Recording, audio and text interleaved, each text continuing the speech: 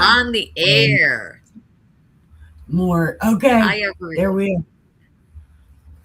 Hello, Wait. Hold everyone. on.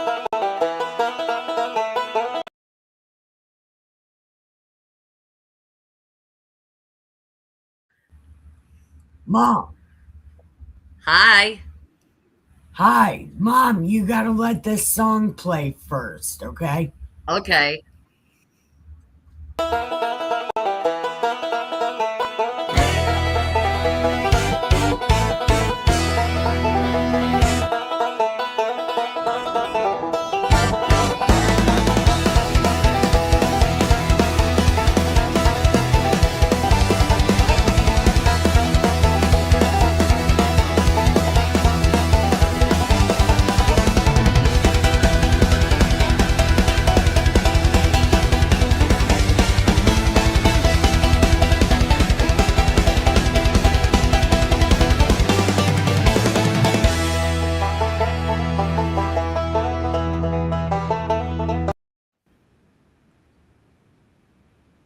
Hello, everyone.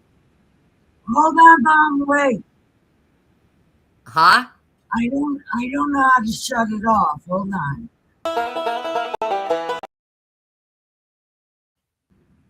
It's off.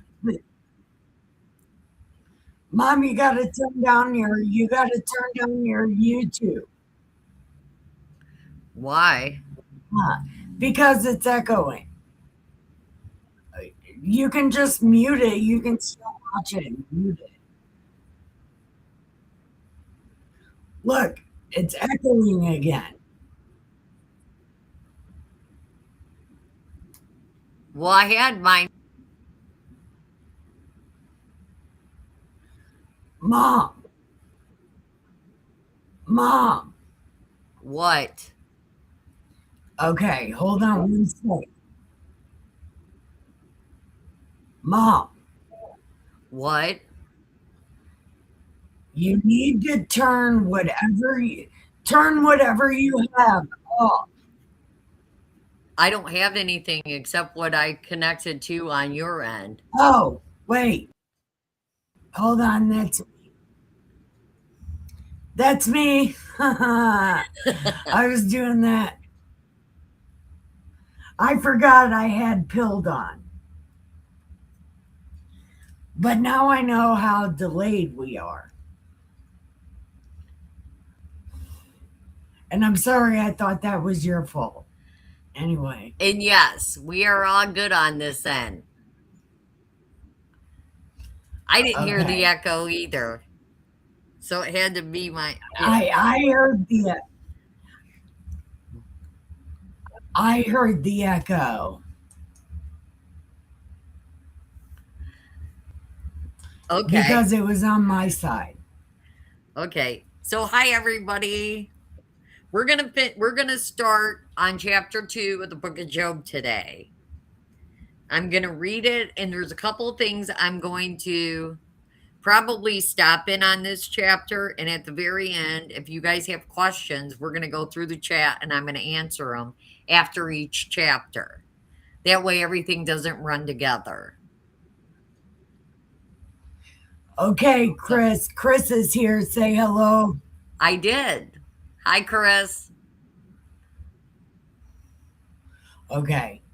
Now, we are going on to chapter 2 of Job, and we're starting that right now. And like my mom said, we'll check in at the end of every chapter. Mom, Mom, turn that off. I am turning that off. It was my cell phone. Okay. I Well, okay. I We have to can't have get my. Oh, copyrighted this early. that's there. I Hey, we're not trans. Are you kidding? I have a bad tracheotomy, and we're both smokers. So we sound like Selma and Thelma from The Simpsons. Ha no, yeah, maybe. I don't know. I've sounded this way for 60 years, so It's a Gibson thing, I think. Whatever, we sound like trans. I wish I was trans, I'd have bigger feet. Man, that would be so cool. Could you imagine if I had bigger feet? No. Oh my Man, that God, would you be look so like a cool. platypus. And then I wouldn't be You look afraid. like a And then platypus. I wouldn't be afraid. Oh, I and just then I thought wouldn't I'd be have to call afraid you to wear a Ducky. short skirt.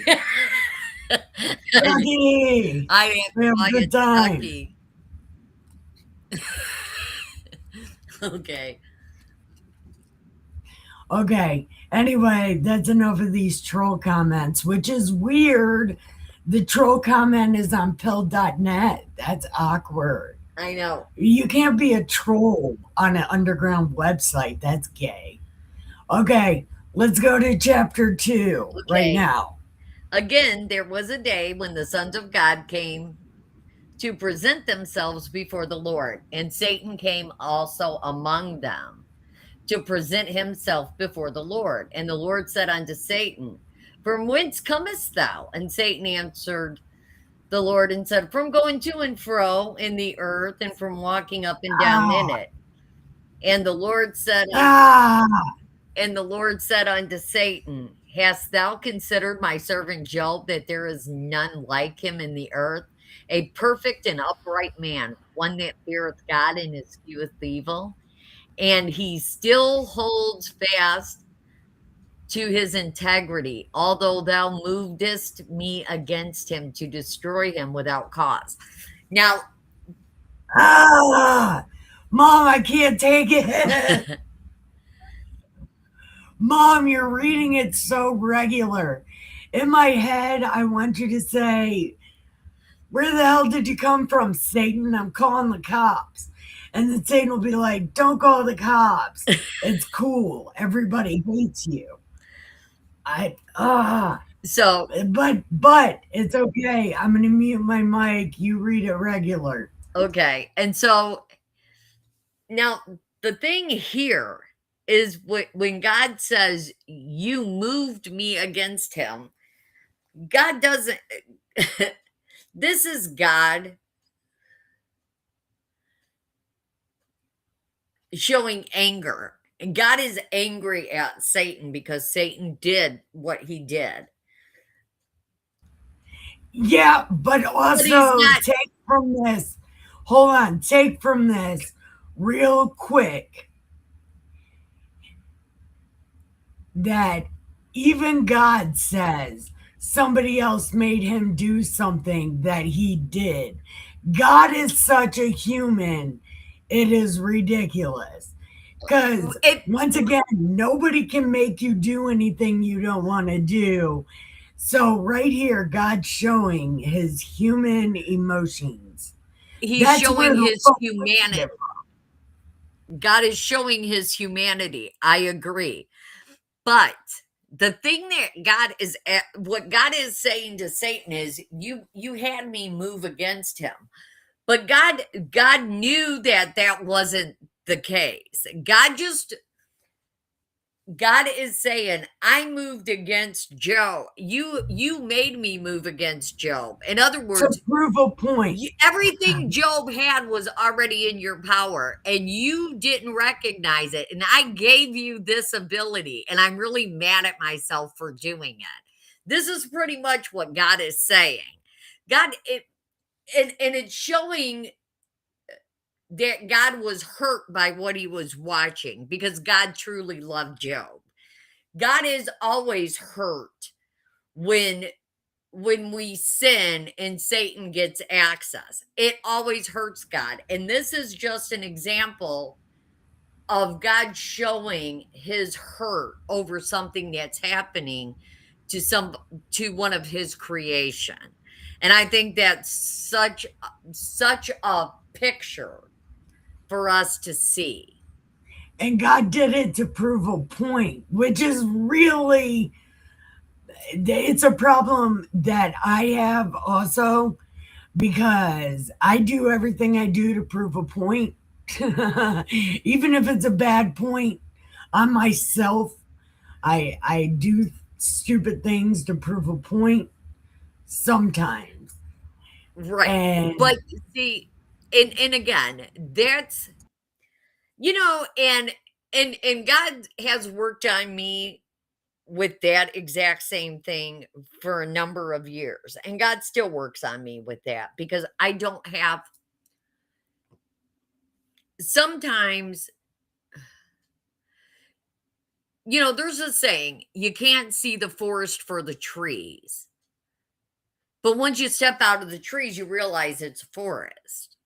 But when you're in the middle of the forest, you don't recognize it as a forest because of all the trees.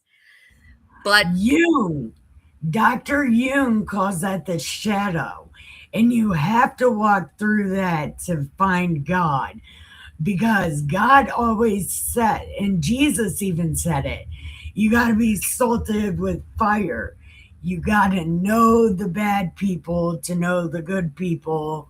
And sometimes you can't see any of it because it's very overwhelming. And Jesus says he turns things like that into molehills. Once you're out of it, you'll be like, well, man, that wasn't so hard. And I but think that's the point God was trying to prove to Job, that you'll just get through it. Just rely on me and don't talk mad shit. right. But now again, when you get God is in the begin this is the beginning of God teaching Job something that Job did not. Yeah. There's so much in this, but when God says that Satan caused him to move against Job, that's not accurate. And you'll see that in chapter 3. He didn't move against him. He He didn't. moved against him to prove a point to Satan that No, not everybody that's hates not. him. That's And not. No, that's not it. That's I that's think that's that's the way it. it's looking, but that's That's not the way it. it's written, because that's what happened. Okay, when your kids are little, you discipline them and you teach them boundaries. Like you can't touch the stove, it's hot. You teach them certain things that they can't do.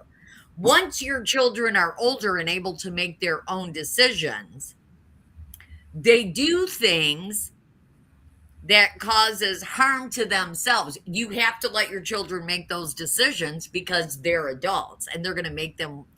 You may not agree with them, but you have to let them do what they're going to do. And then you're going to show up later on and help them through it. But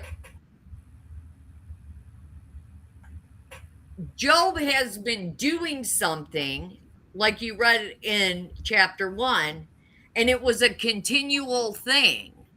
And this continual thing that Job has been doing is the reason that Satan had access.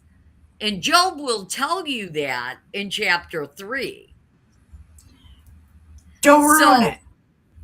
I'm not. So this is when God says you had me move against him, what God did was gave Satan the access that Satan already had, that Satan himself wasn't even aware of.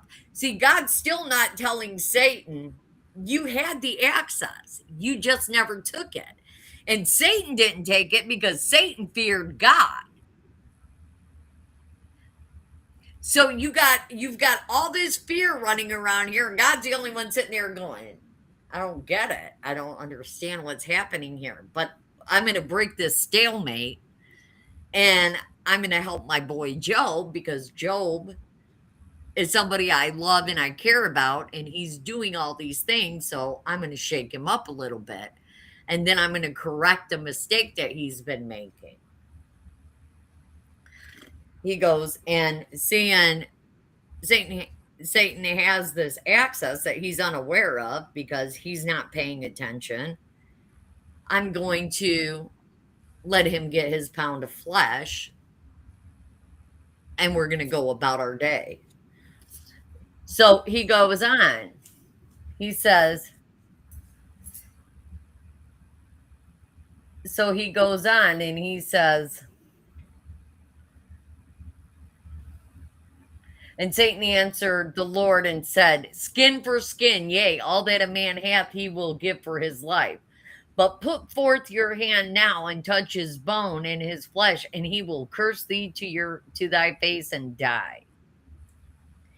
And the Lord said unto Satan, behold, he is in thy hand. So this is the second time God is telling him, he's at your mercy, dude. Go ahead. He's at your mercy. The only thing, you can't kill him. God's still going to tell him, you can't take his life. You can do anything else, but you can't take his life. Chris, real quick. No, that's not exactly right. Because with Job, he was scared that his kids were going to sin. That's how Satan got in, because a part of him was scared. Almost. You're almost correct. You're almost correct. That's what I but said. We haven't got there Something yet. like that. We haven't got there yet. We haven't got there yet. Stop. So he goes, I thought we passed in chapter 1. no, that's in chapter 3. We haven't even got to chapter 3 yet. And the Lord said unto Satan, behold, he is in thine hand, but save his life. So went Satan forth from the presence of the Lord and smote Job with sore boils from the sole of his foot to the crown of his head. And he took him a potsherd and scraped himself, and he sat down among the ashes. Then his wife. See, Satan never does anything by himself. He always has helpers. Satan always gets helpers. Satan always has helpers. This is why everybody that comes to you with advice doesn't mean it's the advice that's coming from God.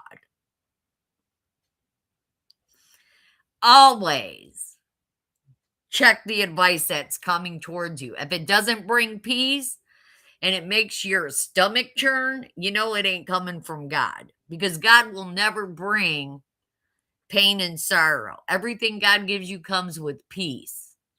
So now let's see what Job's wife says. Then said his wife unto him, dost thou still retain thine integrity? Curse God and die.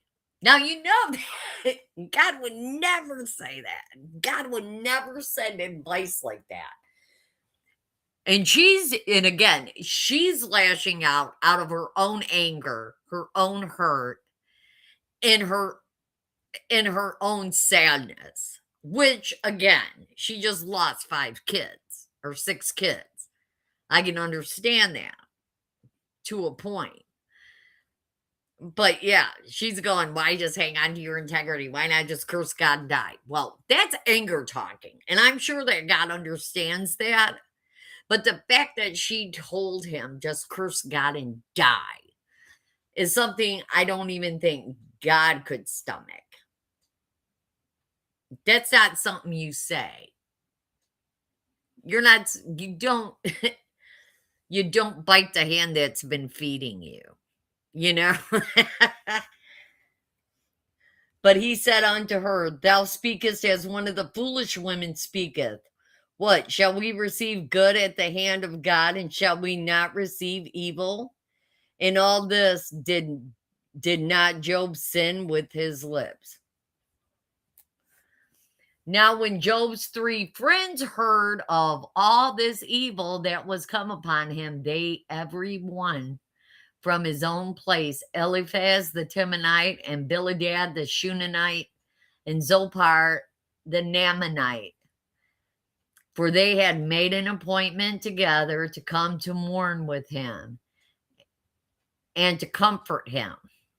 Now, that's what they're calling it, comfort, which is a nice way of saying they showed up to look at all of the insanity in Job's life. And when they lifted up their eyes afar off and knew him not, they lifted up their voices and wept. And they rent every one his mantle and sprinkled dust upon their heads towards the heaven.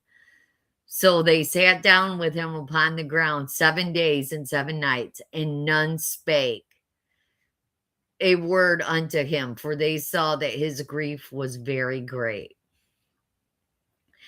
After this, Job opened his mouth and cursed his day. Now, what he means by cursed his day, it means he cursed the day he was born.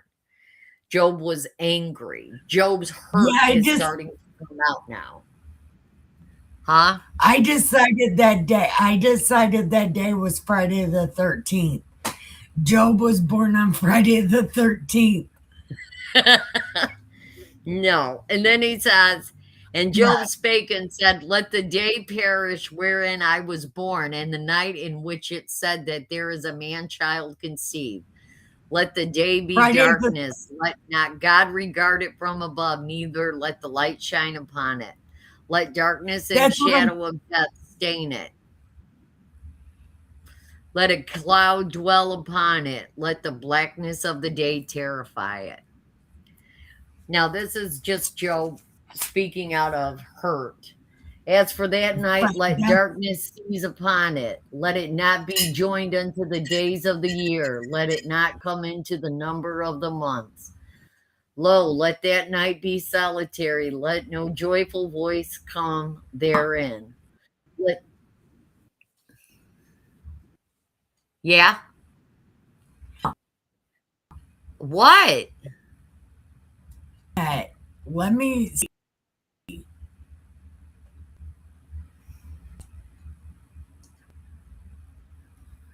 Okay. No, it's fine. It's fine. Can you hear me? Yes. Okay. Well, you got to talk to me because it said that it was disconnecting. Oh, I don't know. It's not disconnecting on my end. And then it says... No, I'm saying on...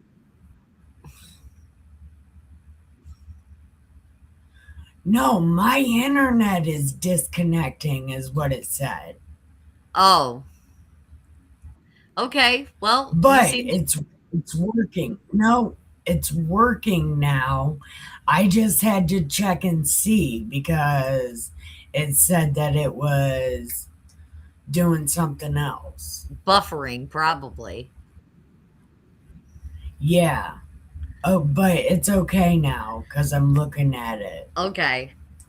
It says, which rejoice exceedingly and are glad when they can find the grave. Why is light given to a man whose way is hid, into whom God hath hedged in? For my sighing cometh before I eat, and my roarings are poured out like the waters. For the thing which I greatly feared is come upon me, and that which I was afraid of is come unto me. Now that's the fear. Remember, Job in chapter 1 said, in case my kids cursed God, I'm going to sacrifice the thing he was doing continually to make sure that's what Job was afraid of, that they would curse God in their partying and they would die in that. So Job was continually sacrificing to God in fear, not in faith.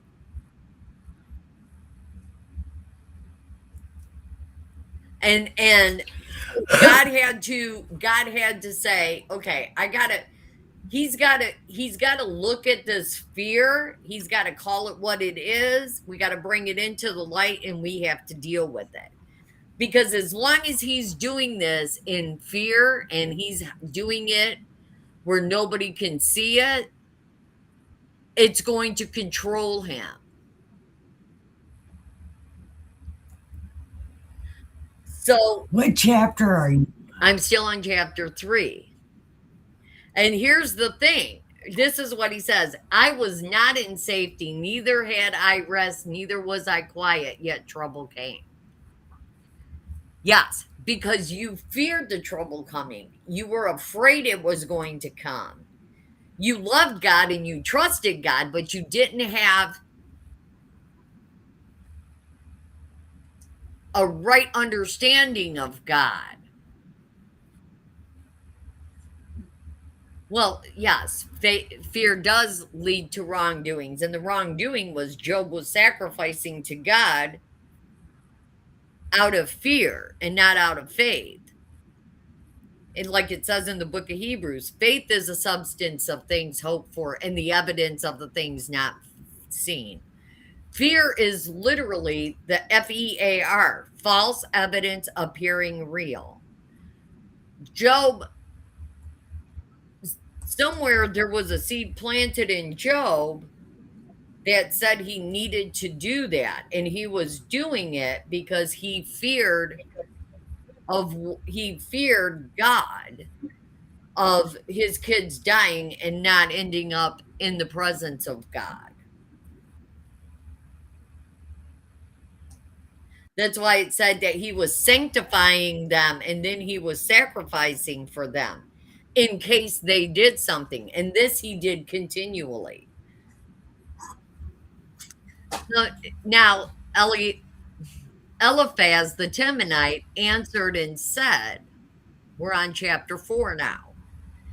Then Eliphaz the Temanite. No, stop, Mom. We gotta go through chat. I have been going through chat. I just answered the last one. Fear also leads to wrongdoings. I said exactly. It does lead to wrongdoings. The wrongdoings was what Job was doing continually. He was continually doing it. I remember what I wanted to say to Chris. Chris was talking about Jung and the whole self thing. If you've ever read the story of Jesus, and you know we've read it 3 times, Jesus was all about the self. He was all about the person. And Jesus said everybody will be salted with fire. And Jung said everybody's got to go through the shadow.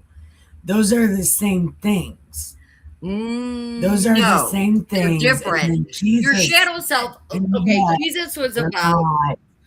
Mom, I'm saying Jesus.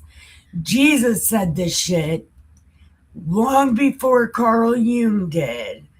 And they are the same thing. They are talking about the same thing. No, they're not, because Jesus was Jung was talking about being salted. See, I know what Jesus was talking about. I've read that story more than anybody, and I've read it with a clinical mind. And Jesus was saying the same thing. So Jesus was talking about the three. You got to be salted with fire. No, you got to be salt and light. Fire. And the fire you gotta be that burns through is the fire of the Holy Spirit. I read. Okay. No, Mom, I love you. Just continue with chapter 4. Mom, just continue with chapter 4.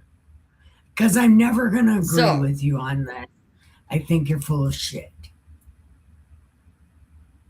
Especially and I'm only saying that with you don't know Carl Jung. You may know Jesus. I do know who Carl Jung is, and I know about the Shadow Self book. What I was talking about is that. That's great. Okay, it's not what you were talking about. Are you going to let me finish speaking, or are you going to keep cutting me off? Because you didn't let me finish. Let me finish. Jesus and Carl Jung were talking about the same thing. Jesus always wanted you to be yourself. Just be a better you. And Carl Jung said, you have to go through that to be a better you. And Jesus said, you have to be salted with fire to be a better you. That's all I was comparing it to. That's all I was comparing it to. Because they are the same thing. They're just said different.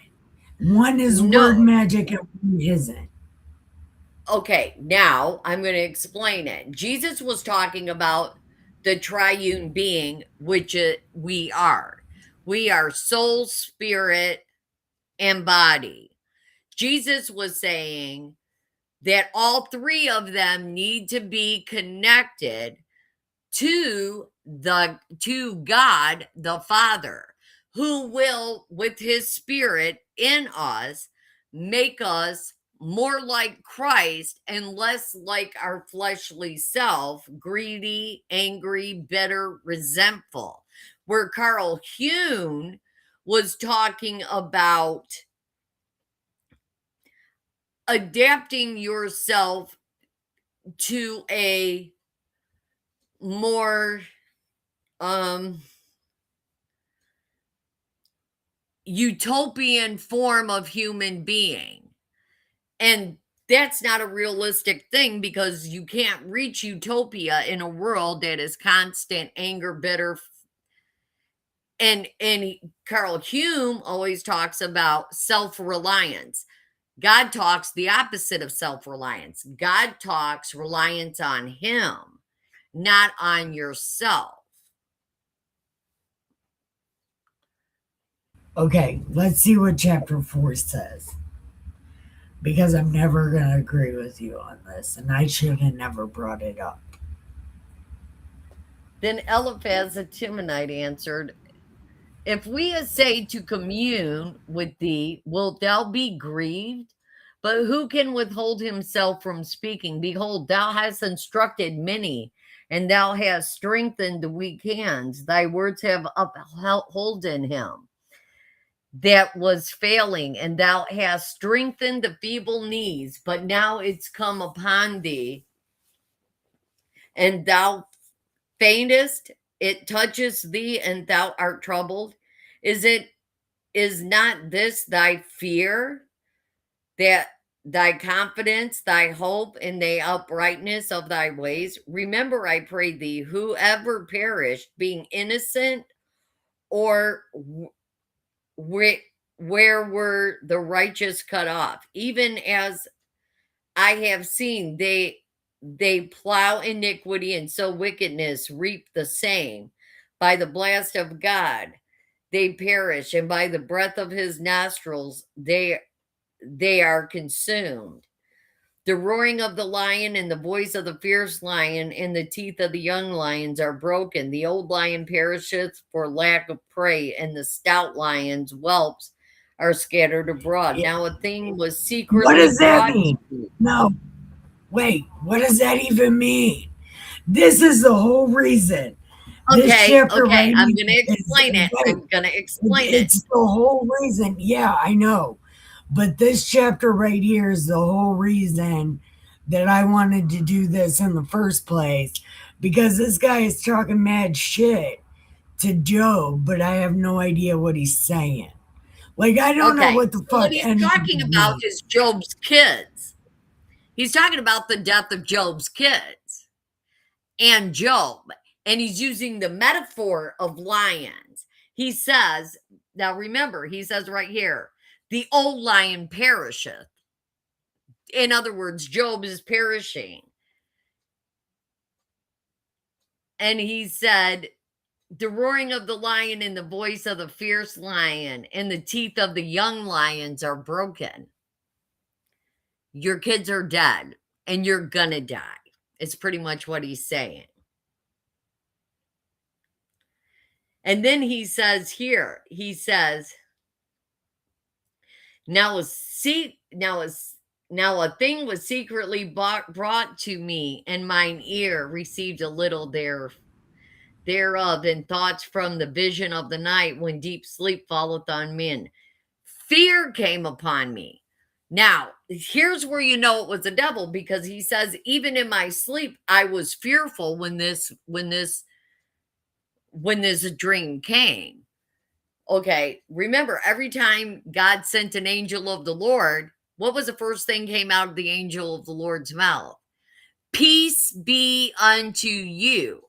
So if something comes to you and fear comes with it, you automatically know it's not God, it's Satan, because Bible tells us he comes to kill, steal, and destroy. And he brings fear. So this guy's going to give Job a message from Satan right off the rip.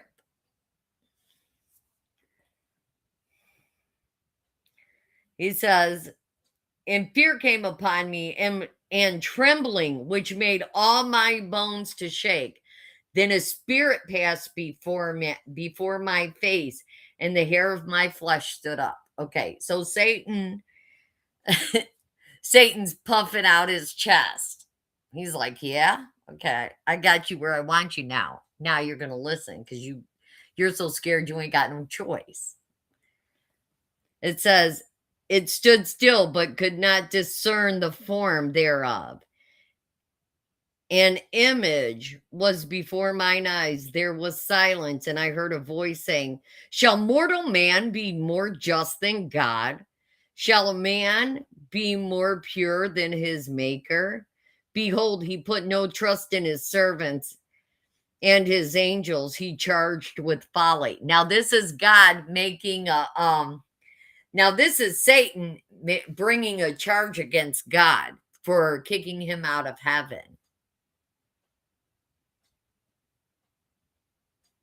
He said he charged his angels. Huh? According to the Ethiopian Bible, Satan left on his own. Yeah, that's not true. So I don't. Because in the book of Revelation, in the book of Revelation and in the book of Daniel and even in the book of Ezekiel, it talks about the war in heaven where Satan and his angels were cast out. Even Jesus said, I saw Lucifer fall from heaven.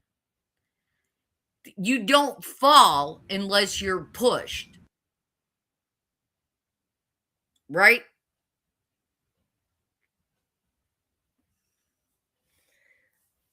It says, so how much less in them that dwell in houses of clays, whose foundation is the dust, which are crushed before the moth.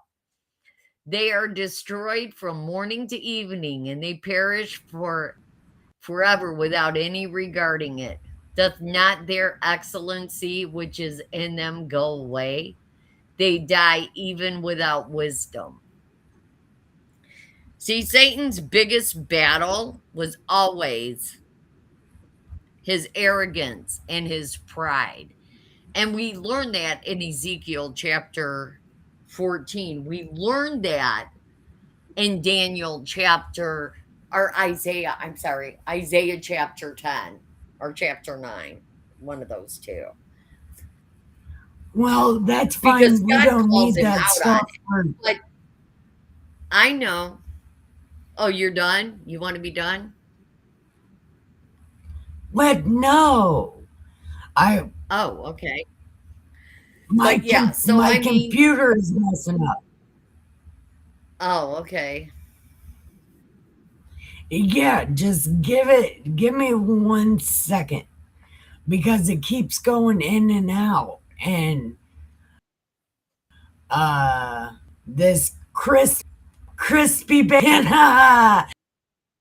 Mom, look at his name up. His name is Crispy Bacon. Nobody's on my pill to tell me if I'm up or not. I don't know, because it keeps saying disconnected.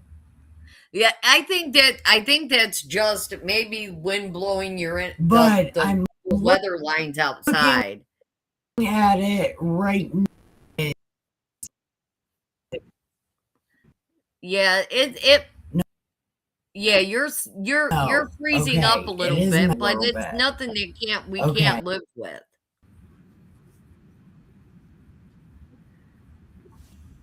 Okay, that's fine.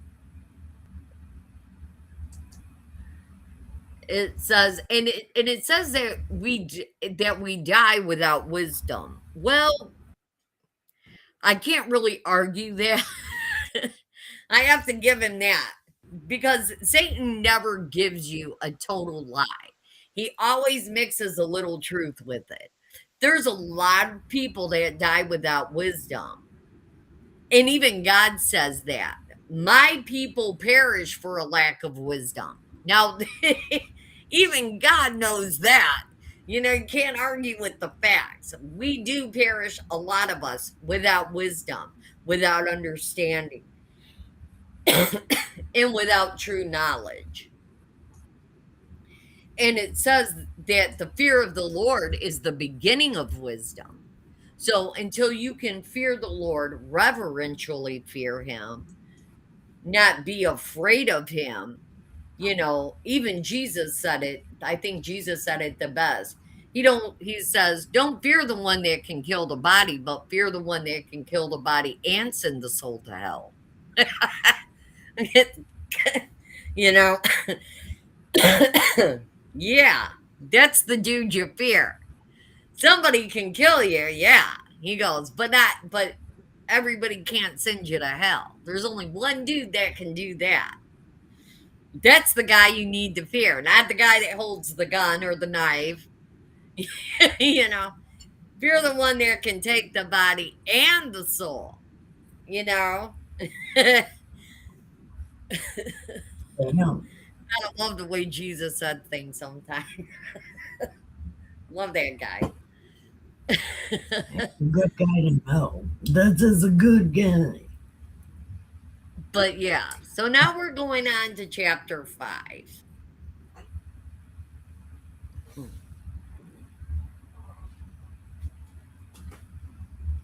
Hi, It babe. says, call now if there be any that will answer thee. And to which of the saints wilt thou turn? For wrath killeth the foolish man, and envy slayeth the silly one. So now here they are saying, well, look, we got a message last night, so we know you were doing some shady stuff. So is there anybody here that can stand with you? What saints are you going to name to justify what happened? He goes, do you have any available? And remember what I said in the beginning, what Job's name means: persecuted and hated, right? So this is the beginning of his persecution. This is everybody judging Job for sins that Job himself had not committed.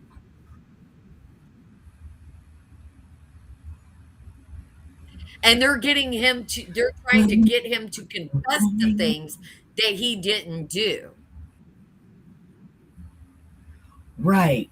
They're trying to say, your kids are dead, your wife's beside herself, you've lost everything, so you had to have done something. Yeah, you better say sorry. Yeah. It's like an outline of cardinal sins. Yeah, it's not. I think that's what it is. It says, wilt thou turn to wrath killeth the foolish man, and envy slayeth the silly one. I have seen the foolish taking root, but suddenly I cursed his habitation. His children are far from safety, and they are crushed in the gate.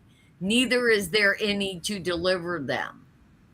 Okay, so now he's saying, not only did you do something wrong, but you had to have taught your children to do something wrong. That's why they're all dead. So again, you're blaming an innocent man, a guy that God called upright and just. You're now calling a criminal and a bad parent.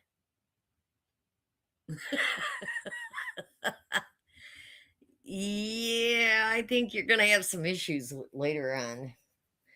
So, I mean, this is just, this is, again, the persecuted.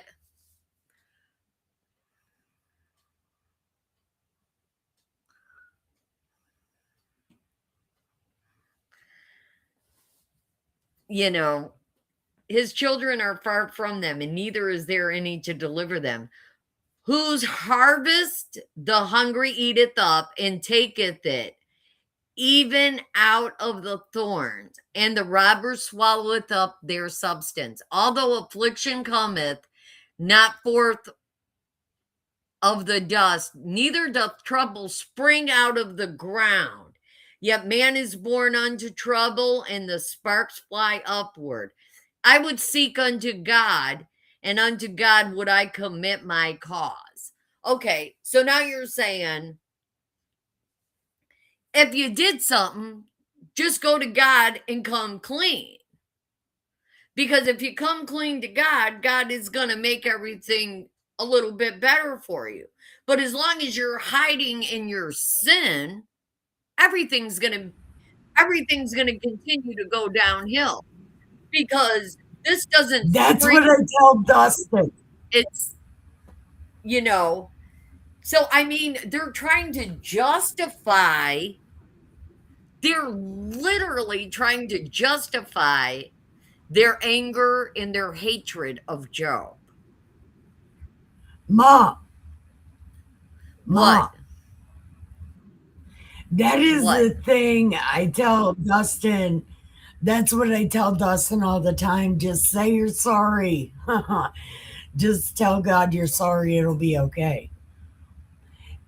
But I'm guessing the verse before that, probably 3 verses up, Chris said it should be understood. So maybe he needs to understand whatever that means.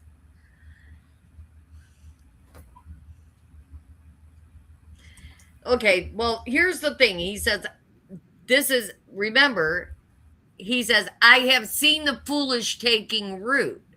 Okay, you were watching Job's family because of your own pride and your own bitterness and your own hatred. So whatever you were seeing, you were twisting because of your jealousy and your hate. So that's why, again, believe half of what you see and none of what you hear. Because you're looking at things from a wrong place. Remember, Jesus said it, out of the abundance of the heart, the mouth speaks.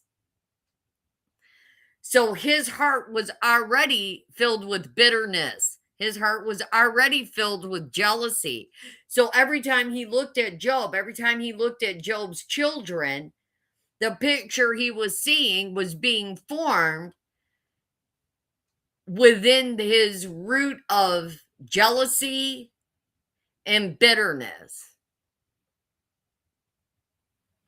So he never got a real accurate picture of who Job was or who Job's children were.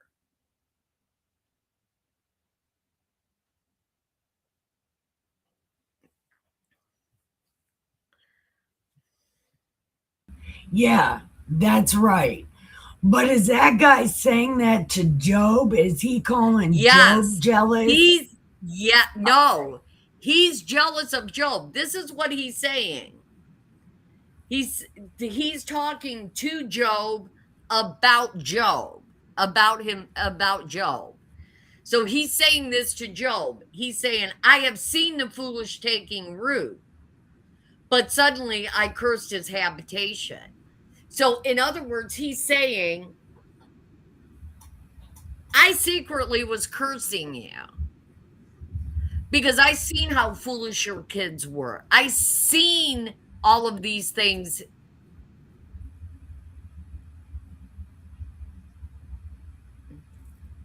Because look at, you knew they were saying that. I did not know they were. I thought he was calling Job jealous. No, he was jealous. I was jealous of you, but look at you now. Yeah, pretty much. Okay. Then you can keep going. He says, I have seen the foolish taking root, but suddenly I curse his habitation. His children are far from safety, and they are crushed in the gate. Neither is there any deliverer for them. Whose harvest the hungry eaten up and taketh, even out of the thorns, and the robber swalloweth up their substance. Although affliction cometh not forth out of the dust, neither does trouble spring out of the ground. Yet man is born unto trouble, and the sparks fly upward. Then he goes, I would seek God. I would seek unto God, and unto God would I commit my cause. In other words, you need to go come clean with God. Because all this stuff is happening because you did something and you're hiding it. Because this kind of calamity don't just happen. It don't come out of nowhere. So he's accusing Job to his face of being a sinful, lying individual. And it's all coming from his own bitterness, his own jealousy, and his own arrogance. But he's trying to wrap it up in concern. But you can tell by the tone, it isn't concern. It's pride. And then he goes, which doth great things and unsearchable marvelous things without number. He's talking to God now. He says, who giveth rain upon the earth and sendeth waters upon the fields, to set up on high those that be low, and those which mourn may be exalted to safety. He disappointeth the devices of the crafty, so that their hand cannot perform their enterprise. He taketh the wise in their own craftiness, and the counsel of the forward is carried headlong. They meet with darkness in the daytime and grope in the noonday as in the night. See, he just continues. This is the funniest thing, because he's sitting there, he's trying to dress up his disdain for Job and charity. He's going, I'm only saying this because I really care about you. No, you're saying it because you were jealous of him, and now you think he's down and out and he'll never come back from it. That's what you're doing. You're thinking you now have the upper hand and you're better than he is. That's pride all day long. That's arrogance all day long. But he's so wrapped up in his so-called comfort that he doesn't see that God's watching. And he's using God as his battering ram.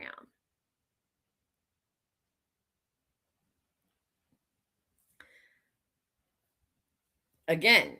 Right. Sorry, my mic is muted all the time. Can you hear me, Mom? I can hear you, baby girl. Okay. See, shit's fucking up for me on my end. But it's fine. It looks like it's fine. Okay. Okay. It looks, I wish somebody was over on. Chris, will you go over my Pilled and tell me if it's working? Because I think you have a link to my Pilled.net.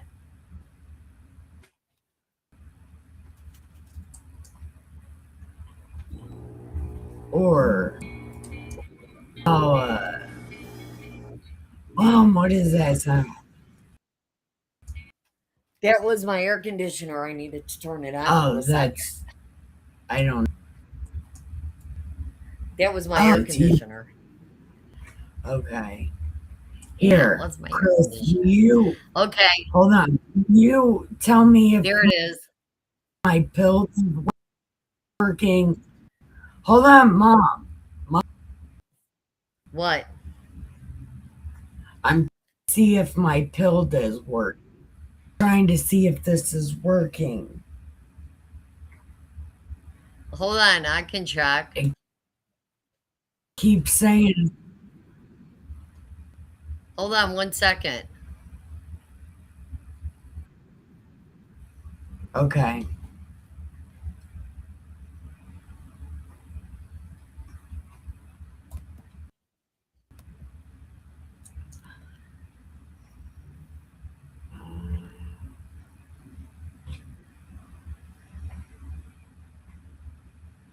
Oh, okay. No, I know what it is, Mom. I know what it is. Okay. Mom, I know what it is. Okay. Okay. So if somebody comes on my build, I'll be able to see them. Okay, go ahead. Okay.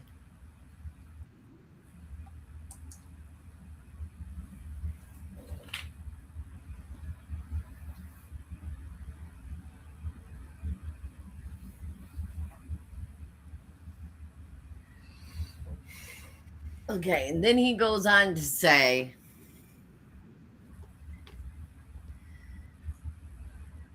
but he saveth the poor from the sword, and from their mouth, and from thy hand of the mighty. So the poor hath hope, and the iniquity stoppeth her mouth. Oh, and the mighty, no, and the iniquity stoppeth her mouth. Behold, happy is the man whom God correcteth. Therefore despise not thou the chastening of the Almighty. For he maketh sore and bindeth up the wounded, and his hands make whole. He shall deliver thee in 6 troubles, yea, even 7, there shall no evil touch thee. In famine he shall redeem thee from death, and in war from the power of the sword. Thou shalt be hid from the scourge of the tongue. Neither shalt thou be afraid of destruction when it cometh. At destruction and famine thou shalt laugh. Neither shalt thou be afraid of the beasts of the earth, for thou shalt be in the league with the stones of the field, and the beasts of the field shall be at peace with thee. And thou shalt know that thy tabernacle shall be in peace, and thou shalt visit the habitation and shall not sin. Thou shalt know also that thy seed shall be great, and thine offspring as the grass of the earth. Thou shalt come to thy grave in a full age, like as a shock of corn cometh in his season. Lo, this we have searched it. So it is, so it is. Hear it and know thou it for thy good. But Job answered, oh, that my grief were thoroughly weighed and my calamity laid in the balances together. Now, see, Job is, they're sitting there going, look, just confess to God, admit your wrongdoing, and God will raise you back up and everything will be okay. You know, but again, this is their pride, their arrogance. Well, Eliphaz's pride and arrogance and self importance saying, look, Job, we know everybody makes mistakes. It's okay, dude. All you got to do is go to God, say, look, I messed up.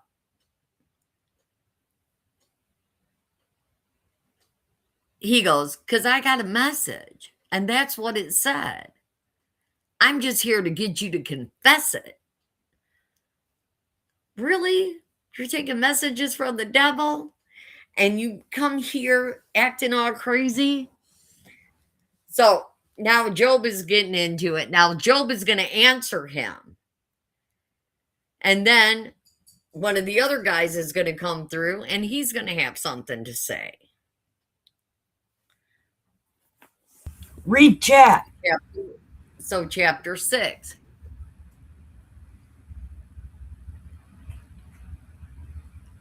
He wants to use his trouble as coin.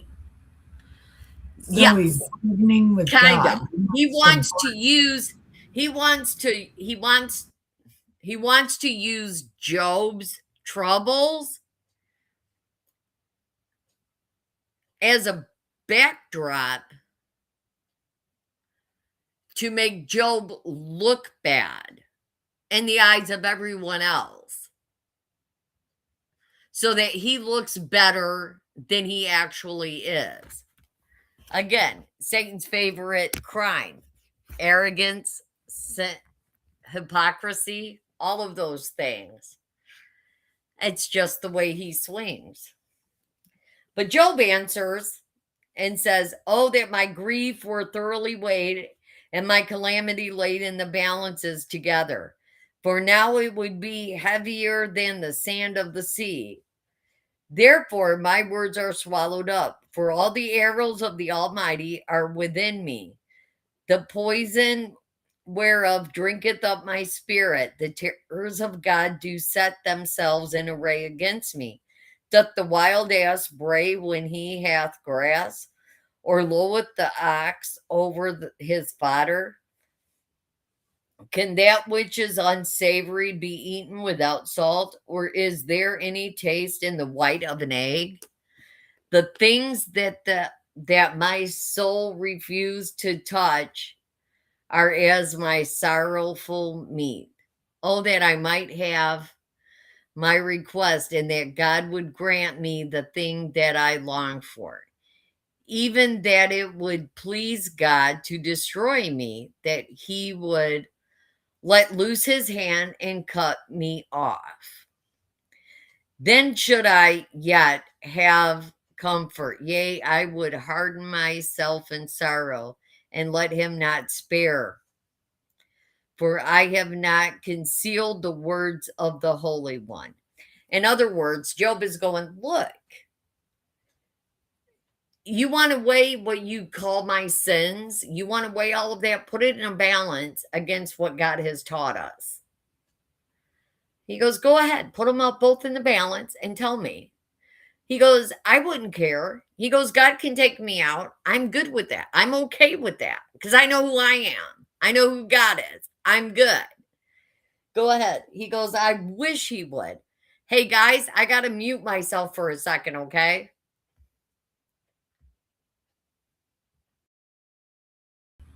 Okay.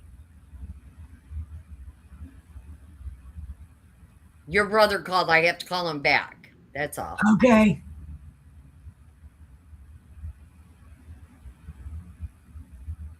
Mom, say something. Oh, never mind. Never mind. You're muted. Okay, so Chris, what do you think about this so far? What does everybody think about my mom's reading and interpretation? And I didn't interrupt her so many this time until she started on about Jesus. Then I lose my mind a little bit. But what do you think of what she's reading so far?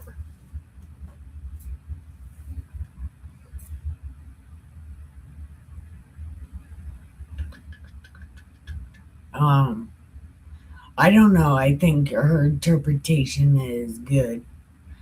I think it's okay. I I don't have much of a problem with what she's reading or how she's reading it. Although I wish she put more pizzazz in it, didn't read it so regular. But I understand why she has to read it so regular because I don't read it so regular. And maybe people need to hear it regular. I don't know, but what does everybody else think? Because your opinion is what matters. Okay.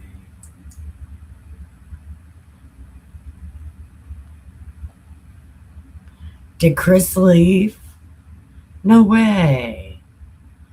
Aw, but you were talking.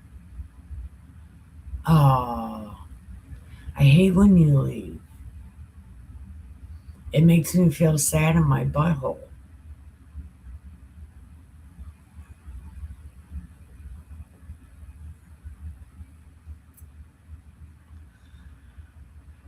Right. But how do you like? What do you think of her interpretation of this conversation between Job and these terrible ass people? Because these people are fucking terrible.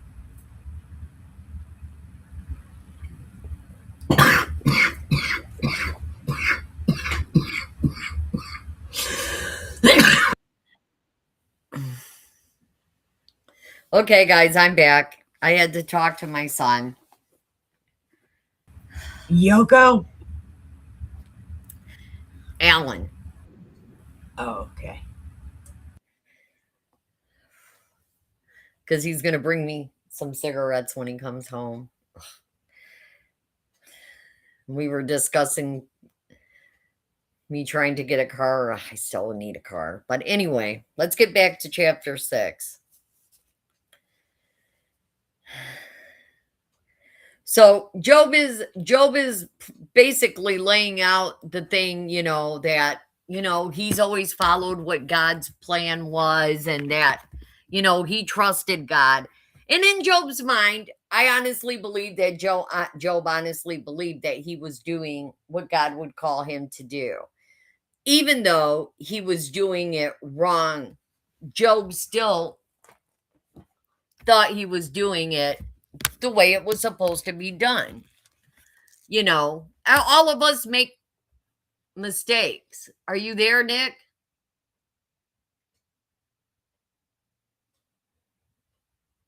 Yeah, I told you I was gonna have my mic muted. I know, Um, but hold on, I Mom. had to get you. I'm back. I couldn't, Okay, I hey, hit a listen, button. read that. Sorry. No, read that chat.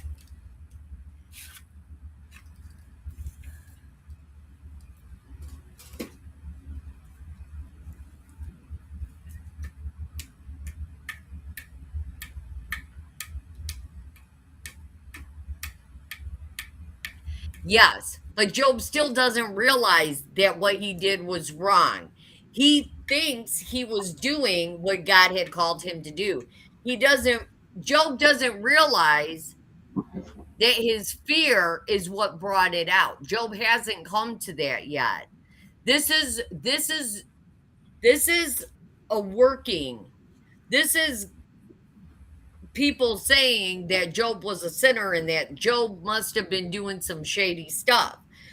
But what they're accusing Job of is completely different than what God's trying to fix in Job.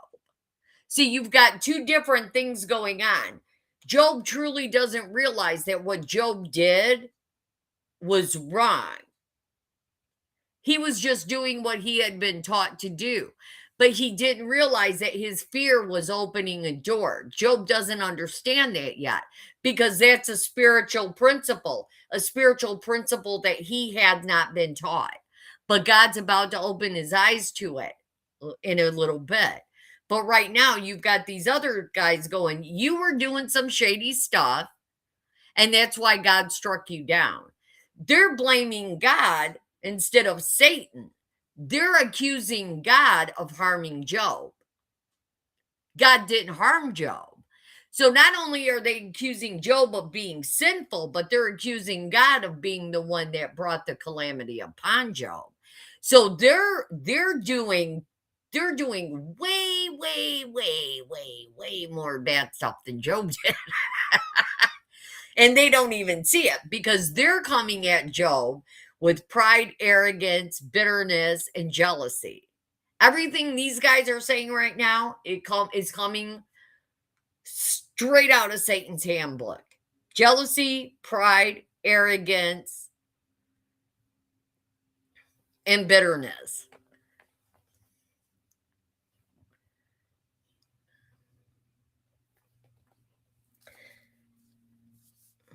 Yes.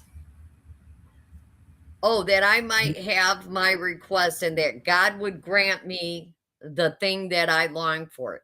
Even that I would please God, even that it would please God to destroy me. that he would let loose his hand and cut me off. Then I should yet have my comfort. Yea, I would harden myself in sorrow. Let him not spare, for I have not concealed the words of the Holy One. What is my strength that I should hope? And what is mine end that I should prolong my life? My strength, the strength of stones, or is my flesh of brass? Is not my help in me? And is wisdom driven quiet from me? To him that is afflicted, pity should be showed from his friends, but he forsaketh the fear of the Almighty. And my brethren have dealt deceitfully as a brook, and as a stream of brooks. They pass away, which are blackish by reason of the ice. And wherein is the snow hid? See, in other words, he goes, you came here as my friend, but yet the only thing I'm seeing isn't friendship. You're showing me who you truly are now. Now you're showing me who and what you really are.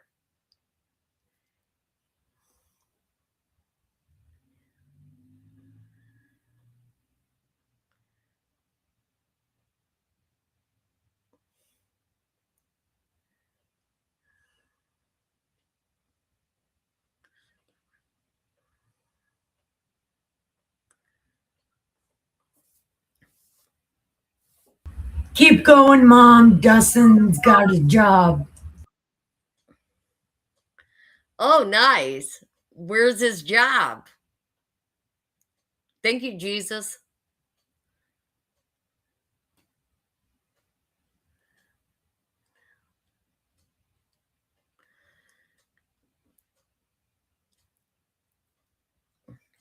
Well, Job is holding strong. Job's integrity is still intact.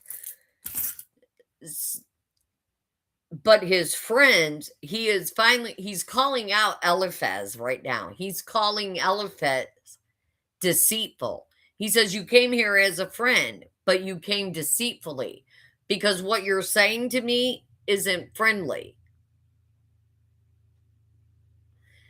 And the next one is going to come in and he's going to say some things. He goes, you guys came here, but you guys all came here deceitfully.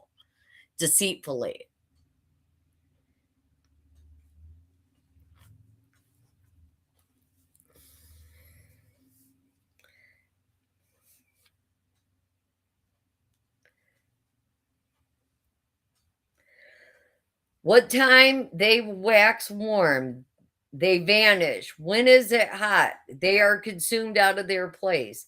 The paths of their way are turned aside. They go to nothing and perish. The troops of Timnah and the work of the companies of Sheba waited for them. They were confounded because they had hoped. They came hither and were ashamed. For now ye are nothing. Ye see my casting down and are afraid. Did I say, bring unto me, or give me a reward for me of your substance, or deliver me from the enemy's hand, or redeem me from the hand of the mighty? Teach me, and I will hold my tongue, and cause me to understand wherein I have erred. How forcible are right words, but what doth your arguing reprove? Do ye imagine to reprove words and the speeches of one that is desperate, which are as the wind? Yea, ye overwhelm the fatherless, and ye dig a pit for your friend. Now, therefore, be content. Look upon me, for it is evident unto you if I lie. Return, I pray you. Let it not be iniquity. Yea, return again, my righteousness is in it. Is there iniquity in my tongue? Cannot my taste discern perverse things? See, Job is saying, I know what you're saying. It doesn't take a Rhodes Scholar to understand that you're accusing me of wrongdoing.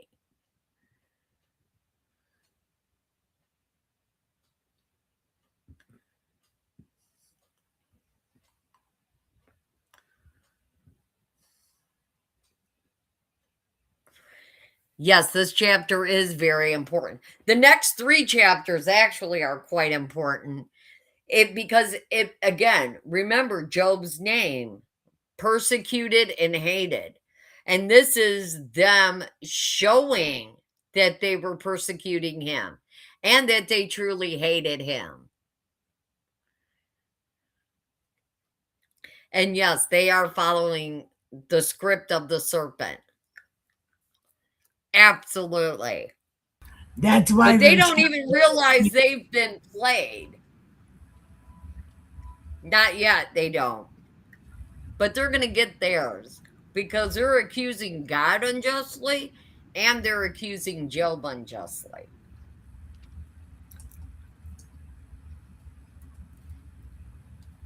Now, chapter 7 starts. Is there not an appointed time to man upon the earth? Are not his days also like the days of an hireling? As a servant earnestly desireth the shadow, and as a hireling looketh for the reward of his work, so am I. So am I made to possess months of vanity, and wearisome nights are appointed to me. When I lie down, I say, when shall I arise? And in the night be gone, and I am full of tossing to and fro.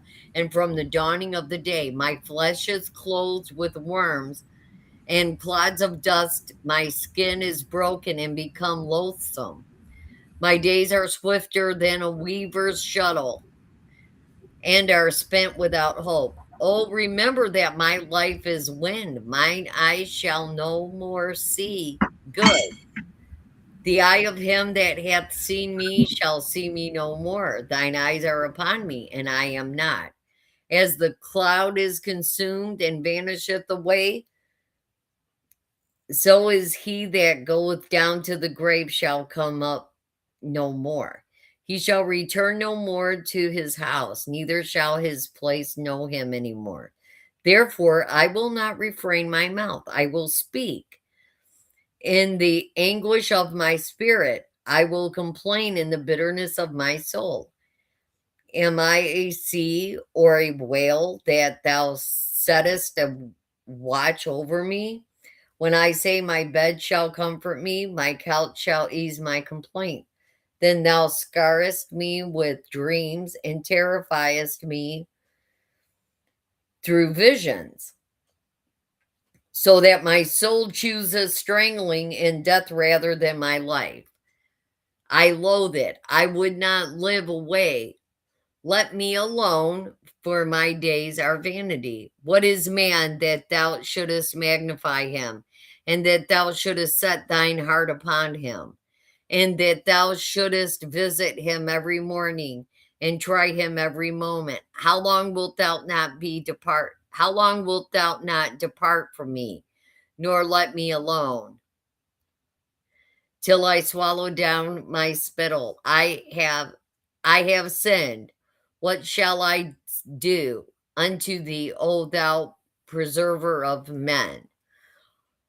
Why hast thou set me as a mark against thee, so that I am a burden to myself? And why dost thou not pardon my transgression and take away mine iniquity? For now shall I sleep in the dust, and thou shalt seek me in the morning, but I shall not be. So now Job is asking God. Job's going, why don't you just take away my sin, take away my iniquity, and bring me to peace? In other words, just let me die. Get rid of my iniquity, get rid of my sin, and just take me home. He's going, because these guys here, they just came here to mock me and accuse you. That's pretty much what Job is saying to God. He's going, just, let's just call it a day. Plus, Job again is speaking out of hurt. His kids are dead. Job wants to go be with his kids. I get that. I can understand that a little bit. I've dealt with a lot of death lately, so I kind of get that. Yeah, but it's fine. You don't gotta die because other people die because they all sucked. Except for Grandma. But she might have sucked at some. Well, everybody doesn't. No, everybody just has their own struggles, and their struggles are in different ways. Job's struggle was fear. My struggle, I have tons of them. I don't, you know, I always tell everybody I'm a whip, a work in progress. WIP, whip, a work in progress. There's always something in me that could be fixed. I know it. I ain't ashamed of it. Read I the know I'm not chat. just rough around the edges. I'm rough everywhere. my edges, my edges are probably smoothed out some, but the rest of me could use a work. That's why I have a shirt that says, "Lord, keep your hand on my shoulder and one over my mouth," because I know I speak first and strike second. I Hey, know how I am. read, I know me. read chat.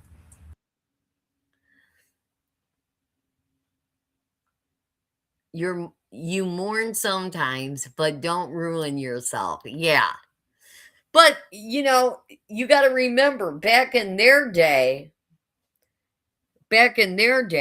sons were important. In these days, women didn't inherit.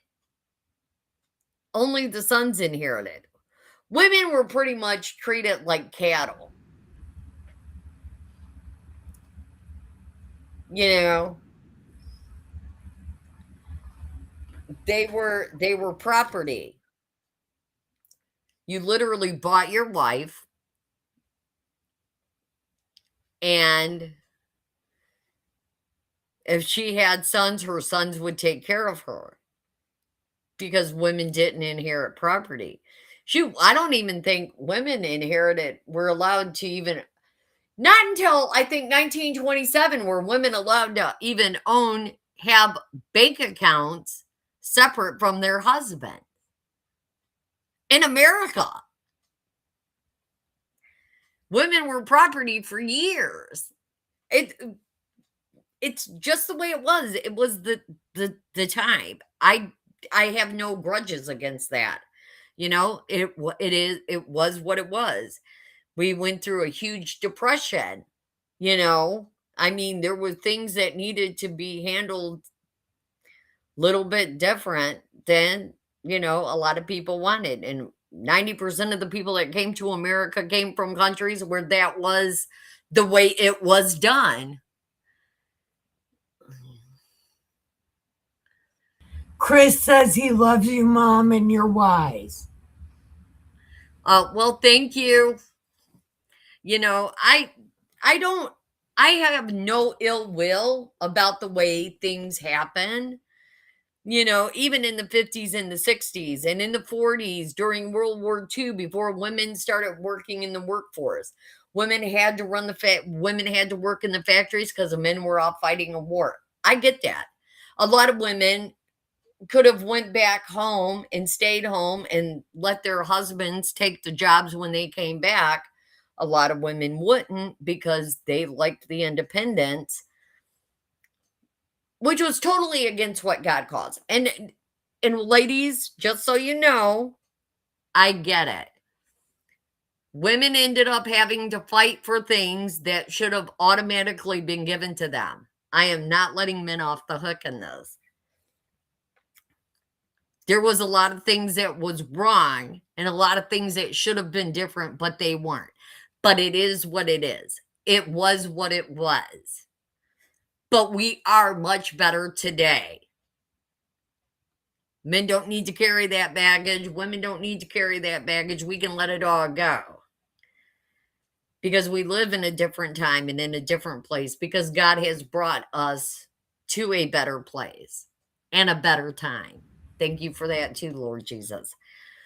But, when people grieve differently. they go through their own mourning period. Now, Job is grieving and mourning the loss of his children. Job is grieving the loss of a lot of things. He's confused. He doesn't understand why any of this is happening to him. And he's speaking out loud. And these people that are with him are taking it as a confession of his wrongdoing. But that's because they've already had an opinion and an ideology about who Job was before they ever showed up.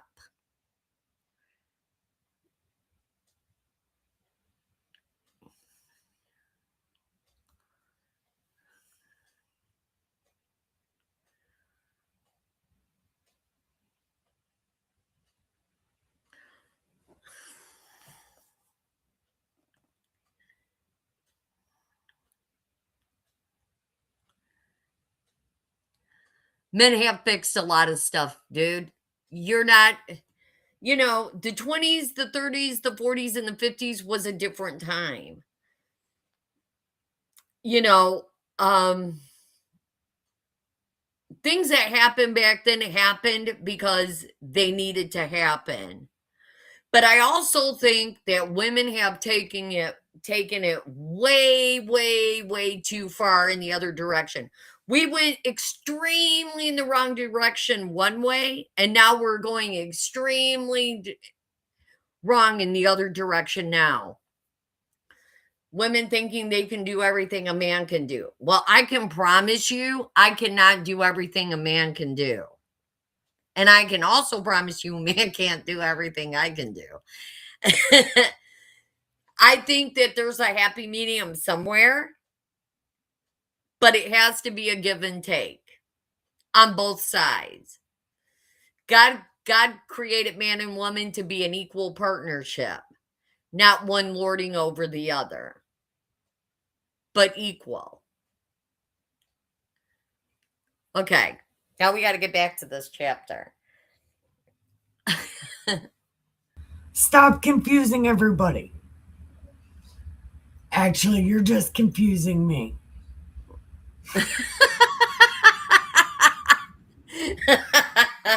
I'll explain it to you another time, kid. I talk to you all the time. But anyway, now, so Job is going through what Job is going through, and he's mourning and he's praying and he's talking to God and he's doing it. And again, like I said, his friends are taking it as confessions of wrongdoing. Job is not confessing wrongdoing. Job is crying out from hurt and not understanding what is actually happening because Job is confused.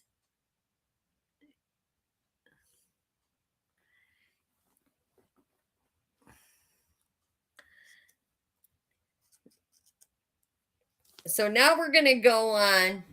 He's talking about you, Mom. Oh.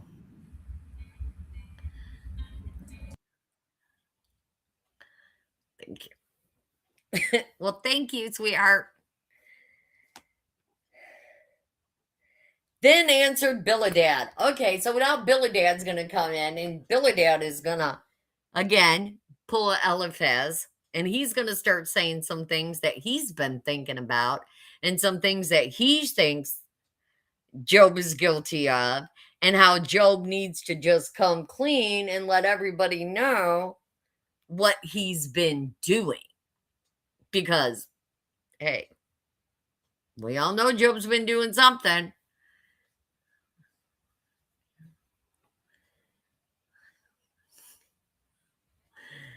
So let's see what Bildad has to say.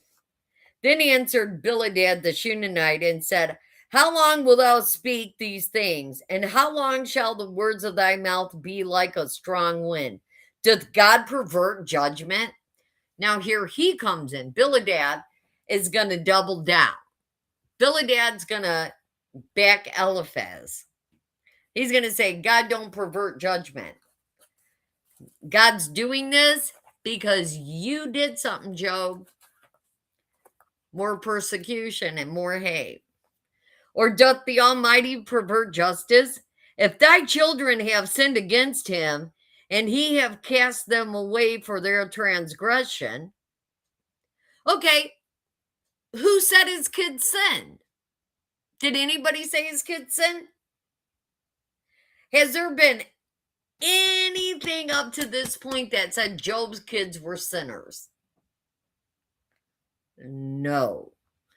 But because they have been watching his kids, and because they have been watching him, again, from pride, arrogance, hate, jealousy, they had a perverted vision of who Job and Job's children were. So now Bildad is coming in, and the first thing he starts with is calling Job's kids a bunch of sinners. Wow. It's And because these are they his died first. It's because those kids died, so they had to be sinners. right, but these are supposed to be his friends. But they were never his friends. They're coming here to gloat, and they're doing it in his face.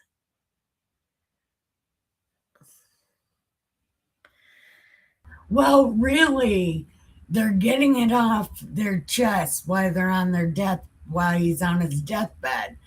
So he's gonna die knowing everybody hated him.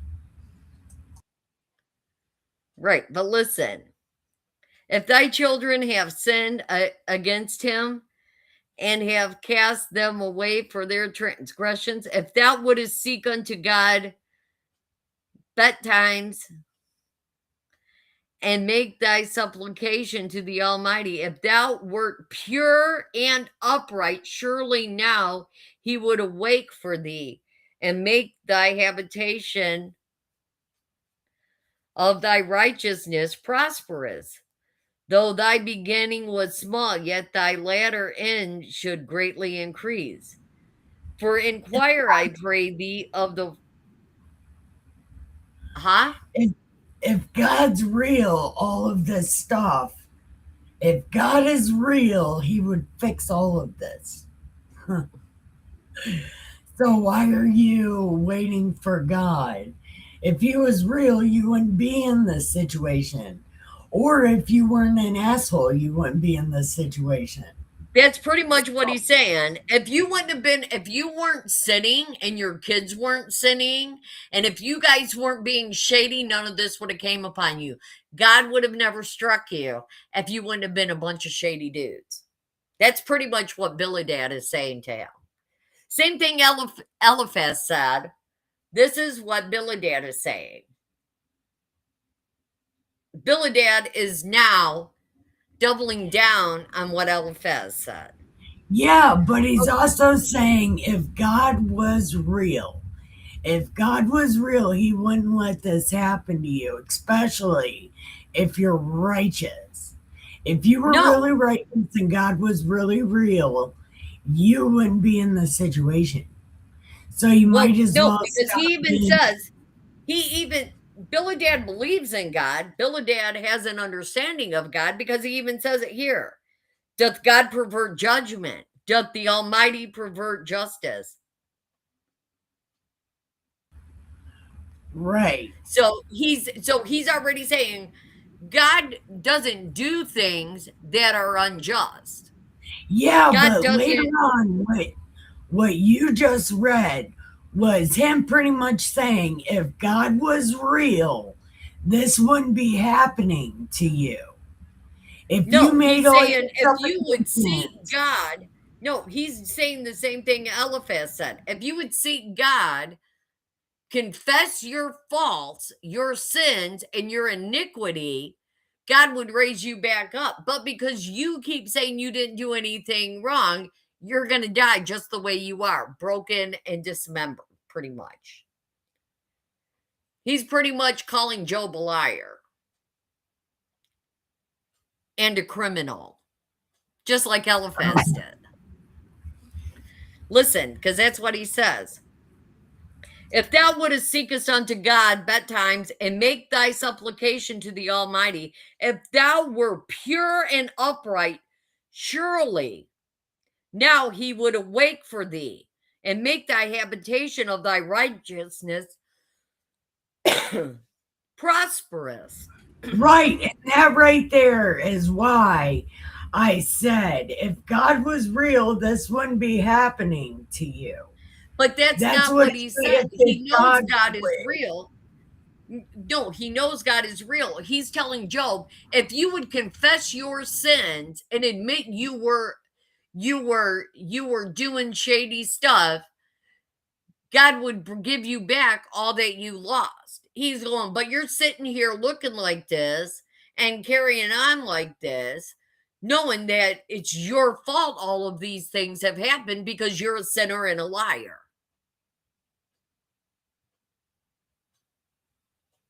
And God has struck you this way because you're a liar and a sinner. So again, he's backing, he's saying the same thing. God did this to you because you're a sinner and you're a liar. I want to stop real quick and point out if they're all saying the same thing, that is word magic because they've said it all in different ways. Like I just thought he said if God was real, this wouldn't be happening to you. But No, apparently he's not saying that. That's what I just said. Apparently he's not saying that. So that is another example of word magic in the Bible. Now I'm going to shut up.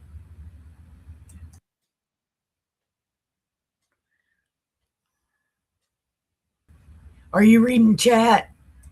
yeah.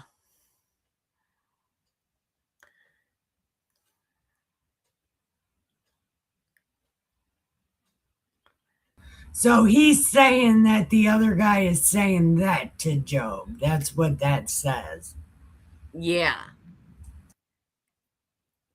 Right. But again, they're laying what happened to Job at God's feet. They're saying God did this. God did this. God did this.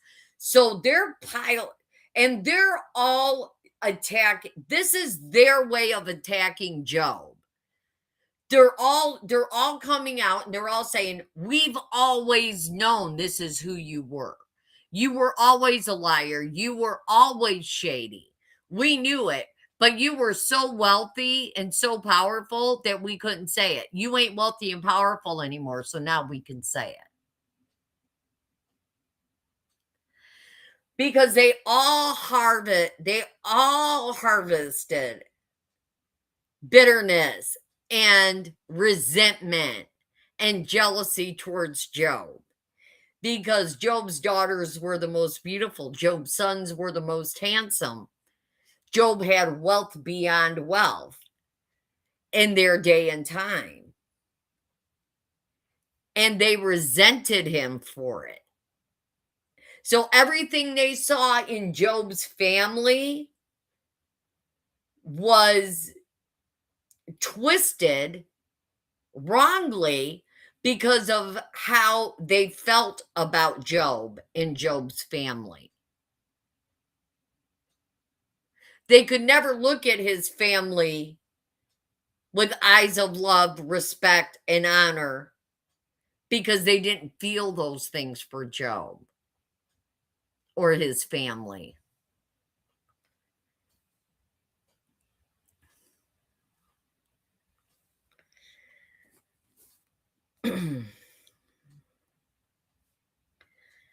For inquire, I pray thee, of the former age, and prepare thyself to the search of their fathers. For we are but of yesterday, and know nothing, because our days upon earth are a shadow. Shall not they teach thee, and tell thee, and utter words out of their heart? Can the rush grow without mire? Can the flag grow without water? Whilst it is yet in his greenness and not cut down, it withereth before another herb. So are the paths of all that forgot God, and the hypocrite's hope shall perish. So now they're even calling him hypocritical. Wow. They're adding to their insults now. Now their anger is starting to come out, their true self, so to speak. Whose hope shall be cut off, and whose trust shall be spider's web? Whose trust shall be a spider's web? He shall lean upon his house, but it shall not stand. He shall hold it fast, but it shall not endure. He is green before the sun. His branch shooteth forth in his garden. His roots are wrapped about the heap, and seeth the place of stones. If he destroys him from his place, then it shall deny him, saying, I have not seen thee. Behold, this is the joy of his way, and out of the earth shall others grow. Behold, God will not cast away a perfect man, neither will he help the evildoers, till he fill thy mouth with laughing and thy lips with rejoicing. They that hate thee shall be clothed with shame, and shall be dwelling in the place of the wicked shall come to naught. In other words, they're going, God's sitting up there and laughing at you now because he has finally destroyed you.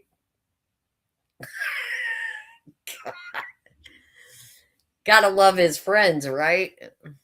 Friends like that, you definitely don't need enemies.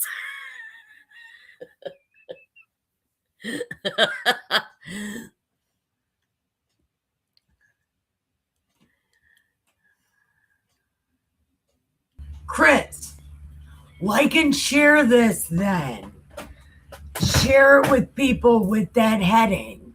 I cannot express how much appreciation I have for this. Like, share it with that message on it. You know how it says share, and then you can write something above it? Write that above this and share it. Every time I'm on here with my mom, share that stream.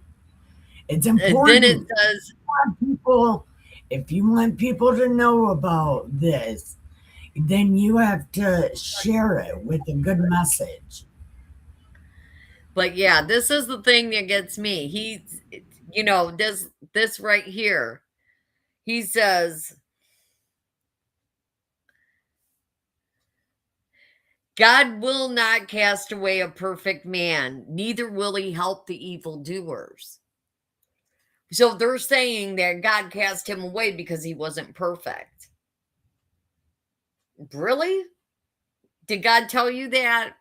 Did God sit there and go, you know what, Bildad, I'm going to give you a message to give to Job. I want you to go tell Job that he's not perfect, and that's why all this stuff is happening.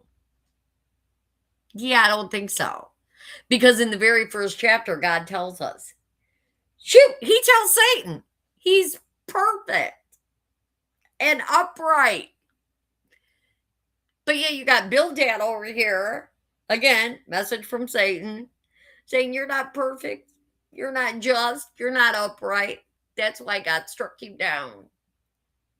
Because you're evil and you know it, and you're lying and you're hiding. You're shady and you know it.